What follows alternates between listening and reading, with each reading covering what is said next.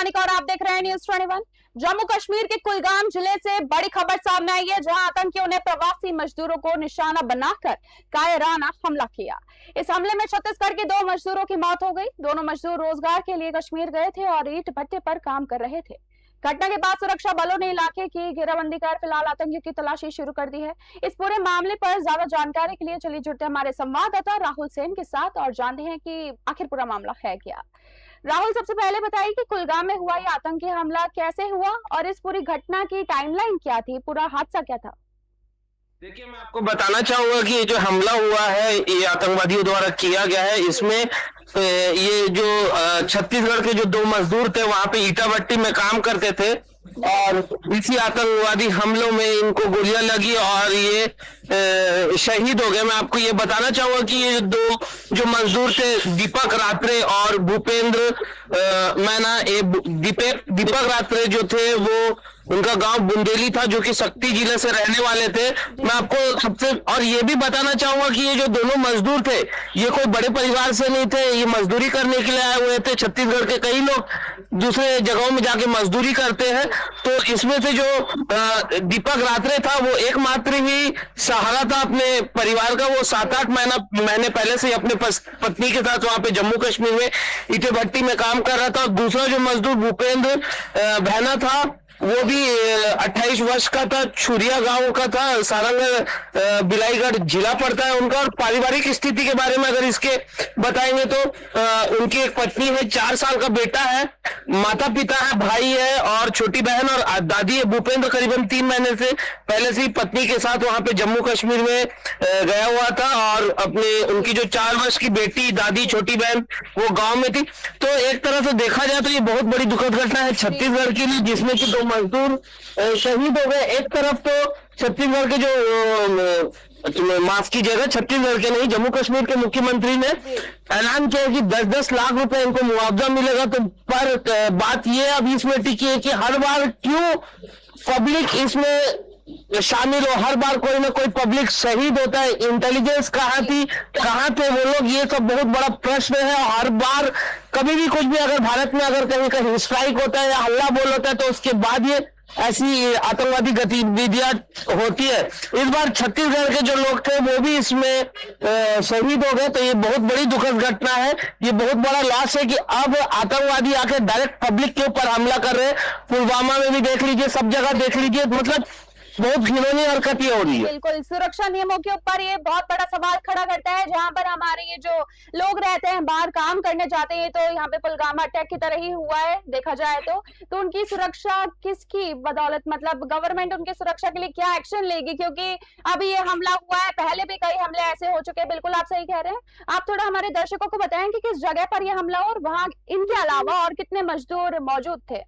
देखिए, आधिकारिक घोषणा अभी तक पूरी तरह से नहीं हो पाई है। जो भी डाटा वहां से कश्मीर से निकल के आ रहा है उस तथ्यों के आधार पे हम इसके बारे में बता रहे हैं। एक्चुअल में क्या ये ऐसी हरकतें बिना इंटेलिजेंस लैब्स के नहीं हो सकती, क्योंकि शुक्रवार शाम को कुलगाम जिले के केलम क्षेत्र में आतंकवादियों ने ईटा भट्टी पर काम कर रहे प्रवासी मजदूरों पर अंधाधुंध फायरिंग चालू कर दी थी, जिसके चलते ये 2 लोग इसमें पहले घायल हुए और उसके बाद मृत्यु हो गई है। जी जी। आखिर में इस आतंकी हमले के बाद सुरक्षा एजेंसियों का अगला कदम क्या रहने वाला? आपको क्या लगता है कि आतंकियों के खिलाफ क्या रणनीति बनाई जा रही है फिलहाल? देखिए, हमने आगे इसके पहले भी देखा है कि आतंकवादी हमले होते हैं, उसके बाद सरकार घोषणा करती है, बहुत कुछ बोलती है। और भारत में क्या आज भी आतंकवादी हमले होने बंद हुए? नहीं, हर 6 महीने, हर 7 महीने में और हर 2 साल में ऐसे आतंकवादी हमले होते रहते हैं। जबकि भारत के पास उनकी सेना है, सब कुछ है। तो ये बार बार ऐसी काराने हरकत होने से अच्छा है कि इसको एक बार में समाप्त कर दिया जाए। जिस तरह से युद्ध विराम लगाया गया था भारत पाकिस्तान के बीच में, आज हमें ये लगता है कि इस युद्ध विराम को नहीं होना था। अब ये आर पार की लड़ाई होनी जरूरी है। लोग भी बौखलाए हुए हैं। अब सबसे बड़ी बात यह है कि ये दोनों जो मजदूर थे, ये छोटे परिवार से बिलोंग करते थे, इनके पीछे इन्होंने छोड़ दिया बहुत सारा। अब उनके जीवन कैसा होगा? एक मौत के लिए मात्र 10 लाख रुपया मुआवजा बस देना, ये किसी तरह से सही बात नहीं है। बिल्कुल, हर बार मुआवजे के पीछे आप जो कांड है उसको दबा नहीं सकते हो, आपको उसके लिए अच्छे से रूल्स निकालने चाहिए देखा जाए तो, वरना ये तो हर साल होते रहते हैं, हर महीने होते रहते हैं ऐसे तो। एक तरफ आप देखेंगे कि हमारे जो प्रधानमंत्री है वो अलग अलग देशों में जाकर शांति वार्ता करते हैं। हमारे जो होम मिनिस्टर है राजनाथ सिंह, वो कहते हैं कि हमारा भारत सशक्त हो गया, हमारे पास पूरे फोर्स है। तो ये बॉर्डर के अंदर ये लोग कैसे आ रहे हैं, इन पे प्रतिबंध कब लगेगा, ये सबसे बड़ा प्रश्न होता है। क्योंकि जब भी आतंकवादी हमला होता है उसमें हमारे भारत देश को बहुत कोलैप्स झेलना पड़ता है, बहुत लोग शहीद होते हैं। ये आज से नहीं, ये पहले से है और ऐसी काराना हरकतें होती रह रही है। तो इसके ऊपर में भारत सरकार को, होम मिनिस्ट्री को, आईबी को, इंटेलिजेंस को एक कदम उठाना चाहिए कि इट शुड बी स्टॉप, ये बंद होना चाहिए। बिल्कुल, एक सख्त कदम उठाना जरूर चाहिए, वरना ये तो हर बार होते रहते हैं। और एक मुआवजा देकर आप इन तकलीफों को, इनके जो परिवार झेलते हैं तकलीफें, आप उन्हें ढक नहीं सकते।